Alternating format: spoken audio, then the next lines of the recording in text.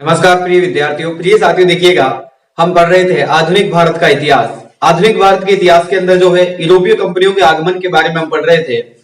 यानी कि सबसे पहले हमने जो है कंपनियों के बारे में चर्चा की, उसमें से हम डच कंपनी तक हमने पढ़ लिया था। उसके बाद में अंग्रेजों का आगमन होता है भारत में, तो अंग्रेजों के आगमन से आज की क्लास में हम शुरुआत करेंगे।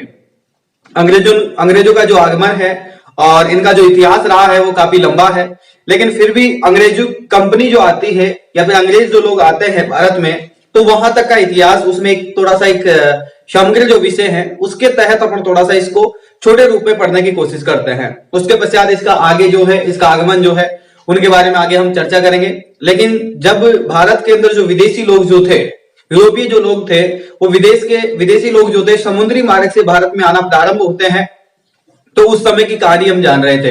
तो डच लास्ट क्लास में हम कंप्लीट कर लिए थे। आज की क्लास में हम पढ़ेंगे अंग्रेजों के बारे में। वैसे क्लास तो जो है अंग्रेजों के बारे में हम लगभग जो है 2 क्लासों में लगभग कंप्लीट कर पाएंगे। ठीक है, तो 2 क्लासें या 3 क्लासें जितनी भी होती है अंग्रेजों के बारे में जानकारी प्राप्त करेंगे। ठीक है, और जो मैं आपको नोट्स लिखवाऊंगा ये आपके लिए यानी कि ईस्ट इंडियन कंपनी जो है उसके लिए पर्याप्त तो होंगे। इससे ज्यादा आपको कुछ पढ़ने की जरूरत नहीं पड़ेगी। ठीक है, तो अंग्रेजों के बारे में जो चीज मैं आपको लिखवाऊंगा वही आप लोगों के लिए काफी होगी। और यूपीएससी के एग्जाम के लिए प्रीलिम्स लीजिए या फिर मेंस लीजिए, दोनों के लिए बहुत कारगर सिद्ध होगी। बस शर्त इतनी है कि आप लोग ध्यान से नोट्स बनाते रहें, लगातार आप नोट्स बनाते रहें। ठीक है, और नोट्सों में कोई त्रुटि ना रखें। ठीक है, जो चीजें मैं आपको लिखवा रहा हूं बिल्कुल सारी चीजें जो है ऑथेंटिक है, सब चीजें रियल ऑथेंटिक बातें मैं आपको लिखवा रहा हूं, और इनके अलावा इनसे बाहर कोई चीजें पूछी नहीं जाती है। बस शर्त इतनी होती है कि विद्यार्थी उनको समझ नहीं पाता है कि सवाल कहां से किस प्रकार से बन रहा है।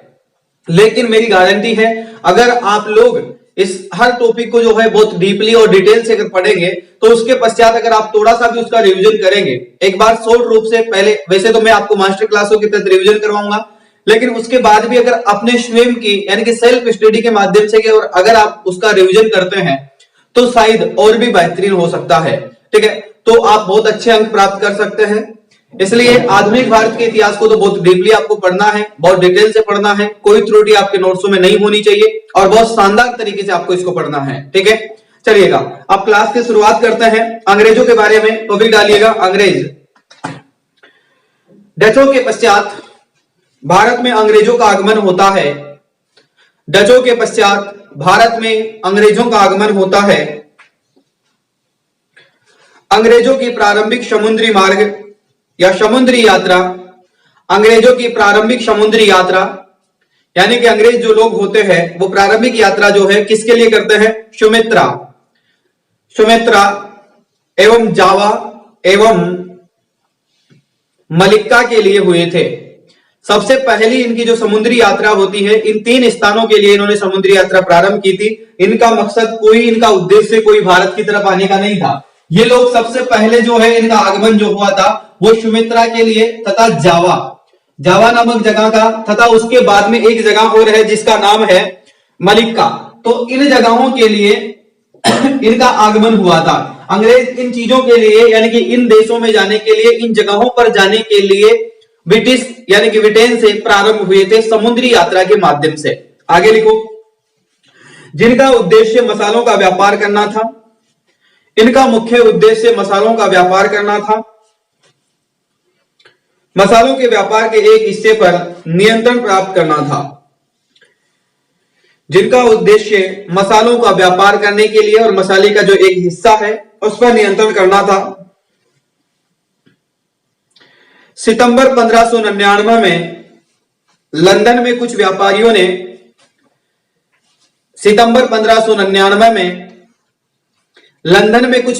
ने लॉर्ड मेयर की अध्यक्षता में एक सभा का आयोजन किया था।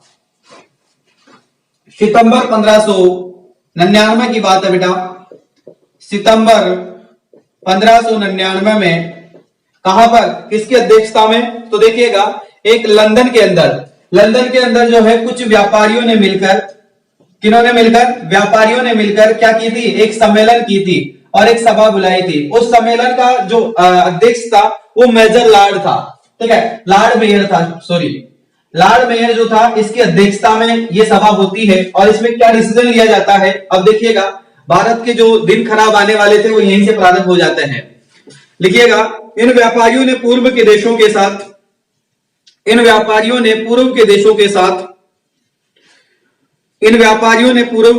साथ व्यापार करने का उद्देश्य से 1599 में एक कंपनी का गठन करते हैं।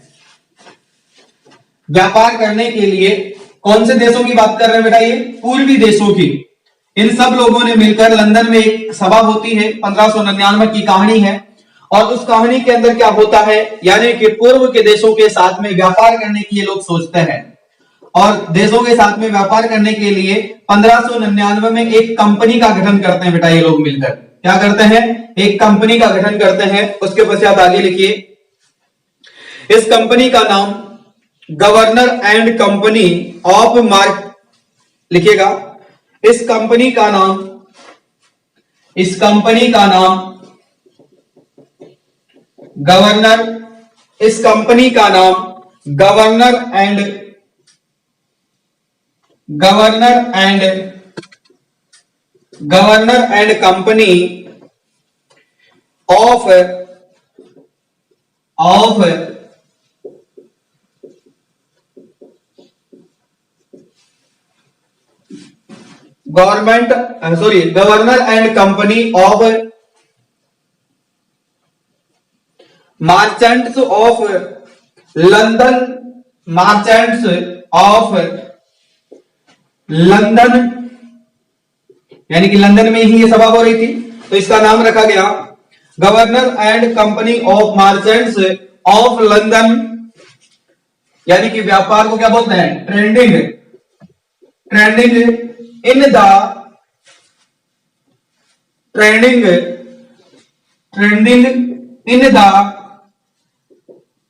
ईस्ट इंडिया,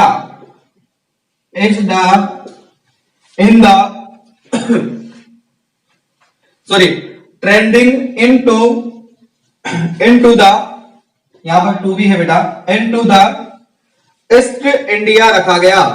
क्या रखा गया बेटा? इसका ईस्ट इंडिया रखा गया। एक बात ध्यान रखना, आप छोटे एग्जामों में अभी तक जो है आप लोगों को ईस्ट इंडिया कंपनी ही पढ़ाया गया है और आप लोग जो है ईस्ट इंडिया ही इस कंपनी को बोलते हैं। लेकिन बेटा इसकी वास्तविक सच्चाई और इसका वास्तविक पूरा नाम जो है, इसका वास्तविक पूरा नाम है governor and company of merchants of London trading into the East India company. तो इसका पूरा नाम याद रखना है आपको, क्योंकि बड़ा मुश्किल है। जो विद्यार्थी ऑप्शनल इतिहास रखना चाहते हैं, जाहिर सी बात है उनके लिए तो बहुत इंपॉर्टेंट है, लेकिन जो विद्यार्थी मेंस आंसर राइटिंग करेंगे उनके लिए भी बहुत जरूरी है। और दूसरी बात, अगर इंटरव्यू में भी आपसे सवाल पुट किया जा सकता है, अगर ऐसी जहां पर इंटरव्यू बोर्ड जो होता है उसमें ये भूमिका आपकी होती है कि आप इंटरव्यू बोर्ड को किस प्रकार से कंट्रोल कर रहे हैं, क्योंकि वो आपके पीछे पीछे चलते हैं, आपको आगे चलने के लिए बोलते हैं कि ये मैदान है, इसमें आप जितना दौड़ सको उतना दौड़िएगा। कहने का मतलब ये नहीं कि वहां पर आपसे दौड़ लगवाई जाएगी, बल्कि बात यह है कि जिस प्रकार से, यानी कि आपसे ही, आपके ही सवालों से और आप ही के बोले गए वचनों से वो सवाल आपको पूछते रहेंगे लगातार। ठीक है, इसी को इंटरव्यू कहते हैं, इसी को साक्षात्कार कहते हैं। जो साक्षात्कार आप दोगे उसके अंदर ड्राइवर आप होंगे, बाकी जो 5 मेंबर जो बोर्ड के होते हैं वो पीछे बैठे हुए व्यक्ति यात्री होंगे।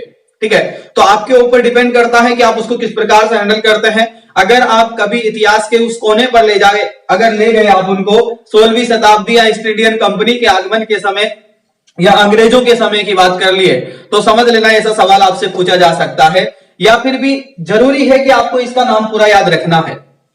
तो एक बार दोबारा आइएगा, याद करिएगा इसको, governor and company of the merchants of London trading into the East India. क्या नाम है बेटा इसका? Governor and company of merchants of London trading into the East India. याद रखिएगा, governor and company of the merchants of London trading into the East India. ध्यान रखना, आज के बाद में ईस्ट इंडिया कंपनी नाम मत लेना इसका। अगर ईस्ट इंडिया आप याद रखोगे तो आप इस नाम को कभी याद नहीं रख पाओगे। ध्यान रखना, अब इसका नाम आपको लिखना है governor and company of merchants of London trading to the East India company. क्या नाम याद रखना है बेटा आपको? Governor and company of merchants of London trading in to the East India company. इसका पूरा नाम याद रखना ही है आपको, चाहे आप कुछ भी करिए, आपकी टेबल पे, जिस टेबल पे आप बैठते हैं उसके सामने लिखिए, चाहे आप बाथरूम के गेट पे लिखिए, चाहे आप कहीं भी लिखिएगा इसको, लेकिन आप याद रखिएगा इसको, ठीक है? चलिएगा आगे लिखिए। तो यहीं से शुरुआत होती है। इसके बाद लिखिएगा 1605 में, सॉरी, इसके बाद में लिखिएगा इंग्लैंड की महारानी एलिजाबेथ, इंग्लैंड की महारानी एलिजाबेथ, इंग्लैंड की महारानी, कहां की महारानी बेटा? इंग्लैंड की महारानी, इंग्लैंड की महारानी कौन थी? एलिजाबेथ, इंग्लैंड की महारानी एलिजाबेथ, एलिजाबेथ प्रथम थी बेटा, ये फर्स्ट की बात कर रहा हूं मैं। एलिजाबेथ फर्स्ट ने 31 दिसंबर 1600 को, 31 दिसंबर, कितनी दिसंबर थी बेटा? 31 दिसंबर थी, यानी कि लास्ट समय। 31 दिसंबर का मतलब आने वाला ये जो समय है उस दिन की बात है। कहने का मतलब जो 1600 था 1599 के बाद में 1600 जो आया, 1600 जो ईस्वी थी, 1600 ईस्वी का अंतिम दिन की बात की जा रही है। तो 31 दिसंबर 1600 में, यानी कि एक ही दिन था लास्ट साल का। अगर मान लो यहां पर एक दिन और रुक जाते तो शायद यहां पर 1601 आप लोग पढ़ रहे होते। तो याद रखना 31 दिसंबर, जब भी 31 दिसंबर आपको याद आए, आपको इस चीज के बारे में पता चल जाना चाहिए या याद आ जाना चाहिए कि इंग्लैंड की महारानी एलिजाबेथ फर्स्ट जो थी वो 31 दिसंबर 1600 ईस्वी में एक अज्ञात पत्र द्वारा इसे 15 वर्ष के लिए पूर्वी देशों के साथ में व्यापार करने का एकाधिकार प्राप्त या प्रदान कर देती है। 31 दिसंबर 1600 की बात है बेटा। उस समय एलिजाबेथ महारानी जो फर्स्ट एलिजाबेथ जो थी इंग्लैंड की, उस महारानी ने इस कंपनी को जो है एक अनुमति दे देती है और कहती है कि आप 15 वर्ष के लिए, कितने वर्ष के लिए बेटा? 15 वर्ष के लिए पूर्वी देशों के साथ में व्यापारिक संबंध बना सकते हो, या फिर आप क्या कर सकते हो? पूर्वी देशों में व्यापार कर सकते हो। ठीक है, देखिएगा इसके बाद आगे लिखिएगा आप लोग। तो इसका क्या कर दिया? एकाधिकार प्राप्त कर दिया। अब देखिएगा इस कहानी को समझते हैं कि किस प्रकार से महारानी ने एकाधिकार का मतलब क्या हुआ और ये इतने दिनों से और को क्यों नहीं दिया गया। देखो इस चीज को समझते हैं, एक बार दोबारा से शुरुआत करते हैं। अंग्रेज जो लोग थे, सर्वाधिक इंग्लैंड की बात करें या यूरोपीय देशों की बात करें, तो उन लोगों के पास में सबसे ज्यादा डिमांड होती थी गरम मसालों की। जो मसाले होते हैं उनकी सबसे ज्यादा डिमांड होती थी किनके पास में? पूर्वी यूरोपीय देशों के पास में। तो यूरोपीय देशों को किन चीजों की जरूरत पड़ती थी? गरम मसालों की। ठीक है, अब देखो गरम मसालों की बात करें तो यहां पर कौन थे? यहां पर आ गए थे आपके पुर्तगाली। कौन आ गए थे? पुर्तगाली आ गए थे, डच आ गए थे, फिर तीसरे नंबर पर अंग्रेज आते हैं यहां पर। तो पुर्तगाली क्या करते थे? भारत से गरम मसाले ले जाकर यूरोपीय देशों में बेचा करते थे। तो वह जो इंग्लैंड के जो लोग थे या यूरोपीय जो देश थे, वहां के लोगों को गरम मसाले खाना बड़ा पसंद था। ठीक है, और बड़े खूबसूरत और बड़े खुशबूदार होते हैं। ठीक है, गरम मसाले। तो इस कारण से ये लोग क्या करते थे? वहां पर बेचा करते थे। इसीलिए यहाँ के जो बड़े बड़े बिजनेसमैन जो व्यक्ति थे, उन्होंने सोचा कि यार ये लोग बड़ा मुनाफा कमा रहे हैं। यानी कि किसी भी सेक्टर में, जिस प्रकार से भी मान लो पेट्रोलियम पदार्थ है, अब पेट्रोल है, अभी हमारे देश में जो है ईरान इराक से पेट्रोल आता है। अगर मान लो जैसे ईरान इराक के लिए कोई भी कंपनी है वर्तमान समय में बहुत सारे, तो हमारे देश के बिजनेसमैन पूरे मिलकर सोचे कि यार सबसे ज्यादा दाम जो है पेट्रोलियम पदार्थ के हैं, है ना, और सबसे ज्यादा जो है आय भी इसी से हो रही है, इनकम भी इसी से हो रही है, ज्यादा जरूरत इस चीज की है। तो हमारे देश के जो बड़े बड़े बिजनेसमैन लोग जो है वो सोचे मिलकर कि यार हम एक कंपनी स्थापना करते हैं और एक कंपनी खोलते हैं और जाकर कहां पर? ईरान में एक कंपनी लगा लेते हैं, जिससे क्या करेंगे? यानी कि भारत में हम तेल बेचते रहेंगे ताकि हमें बहुत बड़ा मुनाफा होगा। क्योंकि वहां पर अगर हम 5 रुपए लीटर खरीदेंगे तो यहां पर हम 15 रुपए लीटर बेचेंगे, तो 10 रुपए का मुनाफा हो जाएगा। तो इस प्रकार से मुनाफे के बारे में ये यानी कि ये इधर के जो देश थे, यूरोपीय देशों के जो लोग थे, वहां पर इंग्लैंड के लोग जो थे, खासतौर पर इंग्लैंड के लोग जो है लंदन के अंदर एक सभा बुलाते हैं, बड़े बड़े बिजनेसमैन होते हैं और एक सभा बुलाते हैं और उस सभा में एक बात कही जाती है और वो सभा किसकी अध्यक्षता में होती है? तो बेटा ये सभा होती है सितंबर 1599 में। कब होती है बेटा? 1599 में। कहां पे होती है? लंदन में होती है। और किनकी सभा होती है? व्यापारी लोगों की सभा होती है। और इसका जो अध्यक्ष था इस सभा का वो था लॉर्ड मेजर। कौन था बेटा? Lord major. नाम याद रखना है इसका। तो ये अध्यक्ष होता है उस सभा का और इसकी अध्यक्षता में क्या होता है, यानी कि ये सोचता है कि हम पूर्वी देशों के साथ में क्या करेंगे? व्यापार करते हैं। तो इस सभा में बात हुई कि हम पूर्वी देशों के साथ में गरम मसालों का व्यापार करेंगे, तो इसकी अनुमति लेना, यानी कि इसके लिए अपन सबसे पहले क्या करते हैं? कंपनी स्थापित करते हैं। तो इन लोगों ने सबसे पहले क्या किया? एक कंपनी का निर्माण किया और उस कंपनी का नाम जो है सितंबर 1599 में ही इस सभा के अंदर ही क्या रख दिया बेटा? यानी कि पूर्वी देशों के साथ में ये व्यापार करना चाहते थे। तो इसके बाद में 1599 में उसी दिन इस कंपनी का नाम रखा गया governor and company of the merchants of London trading and to the East India. ठीक है, तो इस नाम से इस कंपनी को संबोधित किया गया। देखो इनका उद्देश्य क्या था? अंग्रेजों का उद्देश्य, यानी कि अंग्रेजों का उद्देश्य तो था सुमात्रा और जावा और मलिक्का, ये जो देश थे इनमें जाने का इनका उद्देश्य था। लेकिन अंग्रेजों का ये उद्देश्य नहीं था। अंग्रेज पहले ही बाहर निकल चुके थे। ऐसा नहीं कि पहली बार भारत ही आए थे, ये पहले भी सुमित्रा, जावा, मलिक्का नामक जो जगह है वहां पर ये लोग व्यापार के लिए जाया करते थे। व्यापार के लिए जाते थे, वहां से ये जो है गरम मसाले लेकर आते थे, लेकिन वहां पर बहुत महंगी रेट में इनको मिलते थे।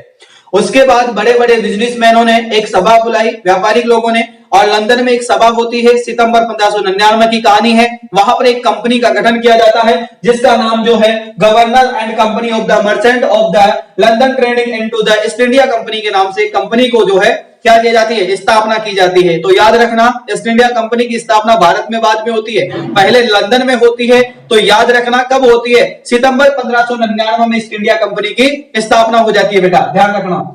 इसके बाद में देखो ये क्या करते हैं, कंपनी की स्थापना हो गई, इसके बाद में यानी कि सरकार से अनुमति लेना जरूरी है। जिस प्रकार से अभी जो है, यानी कि जैसे ओम बिरला है, ठीक है, या फिर टाटा है, रतन टाटा है, या कोई भी जो भी हमारे देश के बड़े बड़े बिजनेसमैन है, ये पूर्व देशों में यानी कि किसी भी दूसरे देश में जो है, अन्य देश में जाकर व्यापार करना चाहते हैं, फैक्ट्री लगाना चाहते हैं, तो उसके लिए इन लोगों को क्या करनी पड़ती है? सरकार के साथ में मीटिंग करनी पड़ती है, सरकार से इनको अनुमति लेनी पड़ती है। इसी प्रकार से इंग्लैंड की महारानी उस समय जो थी एलिजाबेथ प्रथम थी, तो उससे इन लोगों ने अनुमति ली कि क्या हम पूर्वी देशों के साथ में व्यापार कर सकते हैं मसालों के। तो इस एलिजाबेथ प्रथम ने जो है इनको 15 वर्ष के लिए क्या दे दिया, यानी कि एकाधिकार दे दिया कि आप समुद्री मार्ग से जाओ और केवल केवल आपकी कंपनी जो है मसालों का व्यापार करेगी भारत के साथ में। तो आप कर सकते हो। 15 साल की छूट पर इनको एक अज्ञात पत्र पर लिखकर दिया गया कि 15 वर्ष के लिए आप व्यापार कर सकते हैं। तो फिर देखिएगा एलिजाबेथ ने किस दिन हस्ताक्षर किए थे, ठीक है, तो उसकी दिनांक अगर आपको याद रखनी है तो याद रखना 31 दिसंबर 1600 ईस्वी, यानी कि 16वीं ईस्वी का लास्ट दिन था, 16वीं शताब्दी का लास्ट दिन था। याद रखना 16वीं शताब्दी का लास्ट दिन था। 17वीं शताब्दी प्रारंभ होने वाली थी 12 बजे पहले, और यहां पर 3 बजे ही, दिन के 3 बजे ही यहां पर हस्ताक्षर कर दिए गए थे। ठीक है, तो याद रखना 16वीं शताब्दी का अंतिम दिन, 16वीं शताब्दी का अंतिम दिन कौन सा? 31 दिसंबर 1600 को क्या किया गया था? एकाधिकार पत्र पर 15 साल के लिए व्यापार करने के लिए इनको एकाधिकार प्राप्त कर दिया गया था प्रथम महारानी एलिजाबेथ के द्वारा। ठीक है, तो याद रखना। तो इसके बाद में ये 15 वर्ष के लिए व्यापार करने के लिए एकाधिकार इनको प्राप्त हो गया, फिर ये पूर्वी देशों के साथ में आने लगे। चलिएगा आगे लिखो, इसके पश्चात थोड़ा सा और लिख लीजिए। कंपनी के प्रबंधन के लिए, कंपनी के प्रबंधन के लिए, कंपनी के प्रबंधन के लिए, कंपनी के प्रबंधन के लिए एक समिति का, कंपनी के प्रबंधन के लिए, कंपनी के प्रबंधन के लिए एक समिति की व्यवस्था की गई। कंपनी के समिति की व्यवस्था के लिए व्यवस्था की गई। एक निर्देशांक, एक उपनिर्देशांक, एक निर्देशांक, एक निर्देशांक, एक उपनिर्देशांक, एक निर्देशांक, एक उपनिर्देशांक, एक उप निर्देशांक और 24 अन्य सदस्य, 24 अन्य सदस्यों की एक समिति बनाई गई। कंपनी की देखरेख करने के लिए क्या बनाया गया बेटा? एक निर्देशक, एक व्यक्ति, दूसरा एक उपनिर्देशक तथा 24 व्यक्तियों की एक समिति बना दी गई। यानी कि कुल मिलाकर कितने व्यक्ति बेटा? 26, यानी कि 26 व्यक्ति मिलकर इस कंपनी को संभालते थे।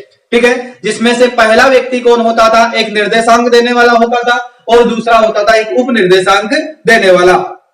इसके बाद लिखेगा यह समिति बाद में ये जो समिति थी जिसमें 26 मेंबर थे, यही समिति बाद में कोर्ट ऑफ डायरेक्टर्स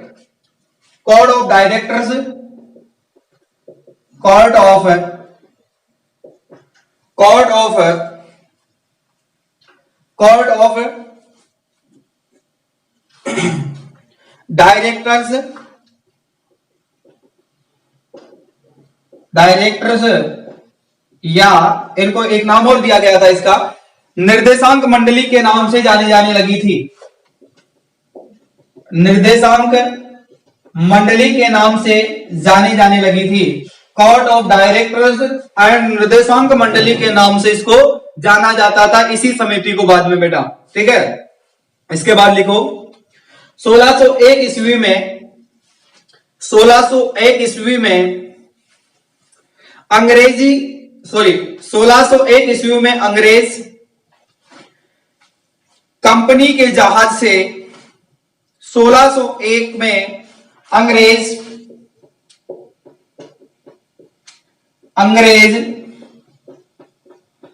कंपनी के जहाज से, किसके जहाज से बेटा? कंपनी के जहाज से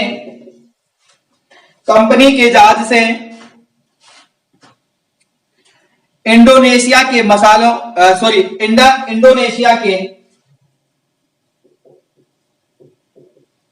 इंडोनेशिया के मसला द्वीप पर पहुंच गए। इंडोनेशिया के मसला द्वीप पर पहुंच गए। मसला द्वीप पर पहुंचे। 1601 में अंग्रेज जो है कंपनी के जहाज से इंडोनेशिया मसला द्वीप पर पहुंच गए बेटा। ठीक है, मसला द्वीप पर पहुंचने के बाद क्या होता है आगे लिखो।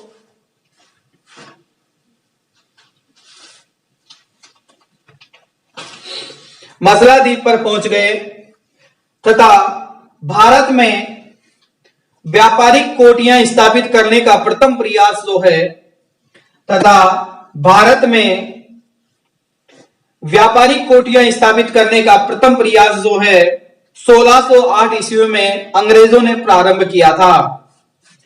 कोटियां स्थापित करने का यानी कि अपना खुद का अस्तित्व जमाने का 1608 में प्रारंभ किया था। अंग्रेजों ने प्रारंभ किया था।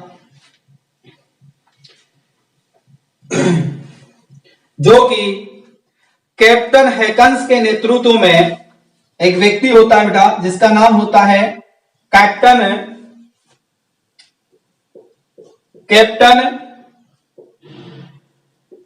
हैकिंस के नेतृत्व में हेक्टर नामक प्रथम अंग्रेजी जहाज, हेक्टर नामक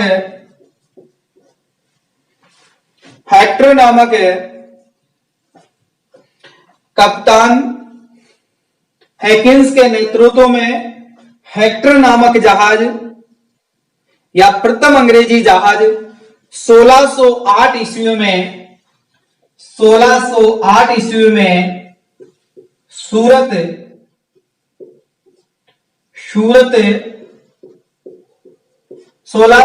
ईस्वी में हेक्टर नामक जहाज सूरत की बंदरगाह पर पहुंचता है। सूरत की बंदरगाह पर पहुंचता है। क्या करता है बेटा?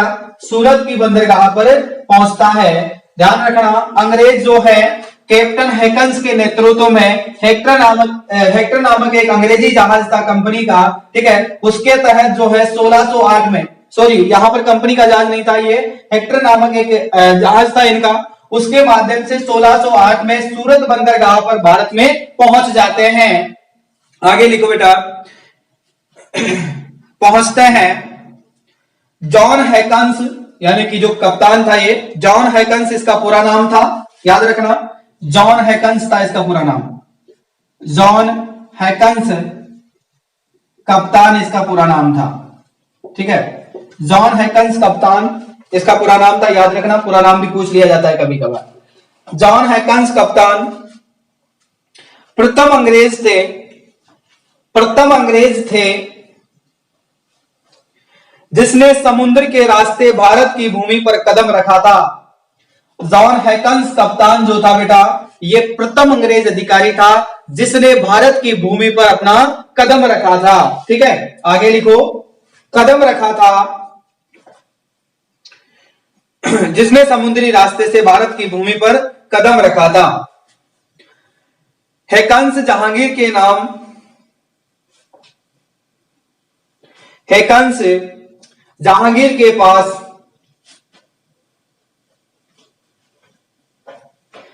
हैकन्स जहांगीर के पास में, यानी कि उस समय मुगल बादशाह कौन थे आपके, जहांगीर था बेटा। तो जहांगीर के पास में पत्र लेकर आता है बेटा, ये जहांगीर के पास में, जहांगीर के नाम जो है ब्रिटिश सम्राट जेम्स, ब्रिटिश सम्राट जेम्स था बेटा। तो ब्रिटिश सम्राट जेम्स, ब्रिटिश सम्राट जेम्स, ब्रिटिश सम्राट जेम्स, ब्रिटिश सम्राट जेम्स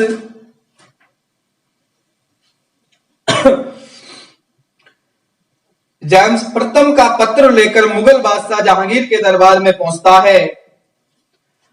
जेम्स प्रथम का पत्र लेकर, इसका क्या ले जाता है बेटा, ये पत्र लेकर जाता है, और पत्र लेकर कहां पहुंच जाता है, मुगल बादशाह जहांगीर के दरबार में पहुंच जाता है। कहां पहुंचता है बेटा, मुगल बादशाह जहांगीर के दरबार में पहुंच जाता है। उसके पश्चात लिखो, हैकन्स को तुर्की एवं पारसी भाषा का, जो ये हैकन्स था, ये जो जॉन हैकन्स कप्तान जो था इनका, इसको पारसी भाषा का, तुर्की भाषा का, पारसी और तुर्की दोनों भाषाओं का ज्ञान था बेटा इसको, बड़ा तगड़ा आदमी था ये। तुर्की एवं पारसी भाषाओं का ज्ञान था। उसने मुगल दरबार में पारसी भाषा में बात की थी।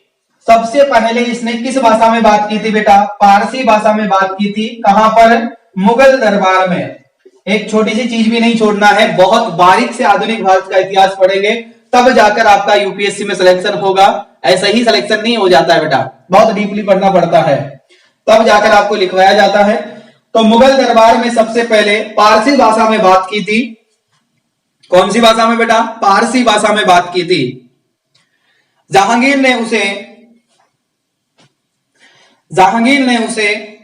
400 का मंसूबा प्रदान किया था। जहांगीर ने उसे 400 का मंसूबा, यानी कि गिफ्ट के रूप में मंसूबा प्रदान किया था 400 का। ठीक है, मंसूबा प्रदान किया था। इसके पश्चात लिखिएगा 1611 ईस्वी की बात है। फिर लिखो 1611 में क्या होता है। 1611 ईस्वी में कप्तान मिडिल्टन, कप्तान कौन होता है बेटा, मिडिल्टन,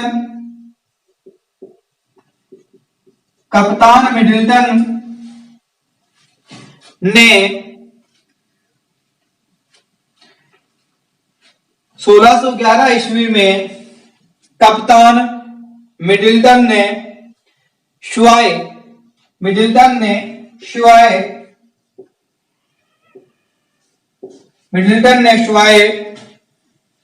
शुआए में पुर्तगाली के जहाज बेड़े को प्रस्त करके, पुर्तगालियों के जहाज यानी कि पुर्तगालियों को हराकर प्रस्त करके पुर्तगालियों को पराजित करने के कारण जहांगीर अंग्रेजों से प्रभावित हुए।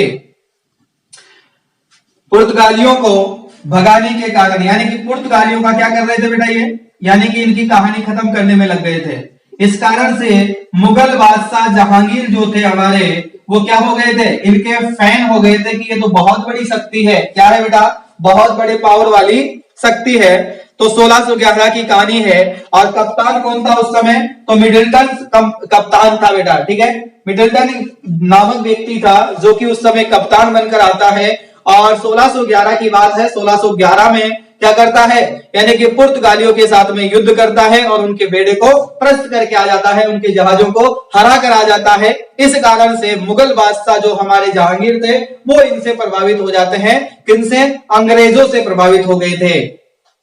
इसके पश्चात 1613 में एक लाइन और लिख लो बस छोटी सी, उसके बाद समाप्त कर देंगे। 1613 ईस्वी में जहांगीर ने अंग्रेजों को 1613 ईस्वी में जहांगीर ने अंग्रेजों को 1613 ईस्वी में जहांगीर ने अंग्रेजों को 1613 ईस्वी की बात है बेटा। तो जहांगीर ने अंग्रेजों को सूरत में स्थायी कारखाना स्थापित करने की अनुमति दे दी थी। कहां पर बेटा? सबसे पहले सूरत में स्थायी कारखाना स्थापित करने की क्या दे दी थी? अनुमति दे दी थी बेटा, ठीक है। यानी कि इनकी जड़ें जमने का प्रारंभ यहीं से होती है, 1613 से ही। तो 1613 में जहांगीर ने जो है, मुगल बादशाह जहांगीर जो था, उन्होंने अंग्रेजों को सूरत में स्थायी कारखाने स्थापित करने की अनुमति प्रदान की थी बेटा। इसके पहले 1611 ईस्वी में, इससे पहले क्या अंग्रेज इससे पहले इतने समय से यहां पर रह रहे थे भारत में, तो क्या अंग्रेजों ने इससे पहले कुछ काम नहीं किया था? नहीं, बिल्कुल किया था इन्होंने, उस पर भी लिख लो आप। इससे पहले 1611 ईस्वी में मसलापट्टनम, जिसको मछलीपट्टनम कहते हैं, मछलीपट्टनम भी इसका उपनाम था, या फिर इसको मछलीपट्टनम भी कहा जाता था। वैसे इसका नाम जो है इतिहास के अंदर जो है मछलीपट्टनम के नाम से ही प्रसिद्ध है ये। तो मसूलीपट्टनम भी इसको कहते हैं। तो मसूलीपट्टनम में, मसूलीपट्टनम लिख लो आप लोग। मसूलीपट्टनम में अंग्रेजों ने व्यापारिक कोठी स्थापित कर रखी थी। 1611 में ही अंग्रेजों ने मछलीपट्टनम में अंग्रेजों ने व्यापारिक कोठी स्थापित कर रखी थी। इसके बाद में मछलीपट्टनम के बारे में अगली क्लास में चर्चा करेंगे यहां से। अब देखो बेटा, एक बार इसका रिवीजन हो जाए, काफी समय हो गया है, क्लास का समय आपका जो है ज्यादा हो गया और भी, लेकिन उसके लिए कोई बात नहीं है। तो इसके बाद में मछलीपट्टनम के बारे में अगली क्लास में हम लोग चर्चा करेंगे, तो वहां से हम शुरुआत करेंगे और एक बार अंग्रेजों का दोबारा रिवीजन भी करेंगे। और दूसरी बात, इसको समझना एक बहुत आसान चीज है। आधुनिक भारत का इतिहास समझिए, मध्यकालीन का समझिए, प्राचीन का समझिए। इतिहास एक ऐसा सब्जेक्ट है, बहुत अच्छा है सब्जेक्ट, चाहे कोई भी हो, क्रमबद्ध तरीके से डीपली अगर आप पढ़ोगे तो सारी चीजें क्लियर होती चली जाएगी। प्रीलिम्स में पूछो, चाहे मेंस में पूछो, चाहे इंटरव्यू में पूछो, चाहे कहीं भी पूछे ना, उसके पश्चात बस शर्त इतनी है कि कंप्लीट होना चाहिए उसका बैकग्राउंड। आज तक आप छोटी क्लासों की या छोटे एग्जाम्स की तैयारी करते तो आपको शायद इतना ही पढ़ाया जाता कि ईस्ट इंडिया कंपनी जो है 1601 में जो है अंग्रेज भारत आ गए थे और इस प्रकार से जो है अंग्रेज यहां पर आकर राज करने लग गए थे। हमने इसकी जड़ समझी सबसे पहले कि शुरुआत कहां से करते हैं ये लोग, क्यों इनको क्या जरूरत थी भारत की तरफ आने की, पहले इनकी मंशा कहां थी जाने की। तो मैंने बताया कि सुमंत्रा, जावा, इन स्थानों पर जाने की इनकी इच्छा थी, यहां पर ये लोग व्यापार करते थे। उसके बाद में एक लंदन के अंदर एक सभा बुलाते हैं, व्यापार है ना, व्यापारिक संगठन जो है एक सभा बुलाते हैं और सभा के अंदर एक निर्णय लिया जाता है कि क्यों पूर्वी देशों के साथ में व्यापार किया जाए। और गरम मसालों का व्यापार करने के लिए उन्होंने एक कंपनी की स्थापना की थी और उस कंपनी का पूरा नाम अब आप लोगों को कमेंट करके बताना है। बाकी क्लास आप लोगों को अगले दिन और अगले समय इसी समय आप लोगों से मिलेंगे, तो अगली क्लास का इंतजार कीजिए और कमेंट करके बताइए उस कंपनी का पूरा नाम क्या था जो कि सबसे पहले लंदन में सितंबर कौन से महीने, सॉरी महीना गलत बता दिया मैंने। तो आप लोगों को साल और महीना दोनों आप लोगों को कमेंट करना है, किस दिन तो बैठक हुई थी और किस दिन कंपनी का पूरा नाम आपको कमेंट करना है, ईस्ट इंडिया कंपनी का पूरा नाम क्या था। ठीक है, चलिएगा, तो इसी के साथ में मैं विदा लेता हूं, फिर अगली क्लास में आप लोगों से मुलाकात करेंगे। तब तक के लिए आप सभी को तहे दिल से धन्यवाद। जय हिंद, जय भारत, वंदे मातरम। मिलते हैं अगली क्लास में। Thank you.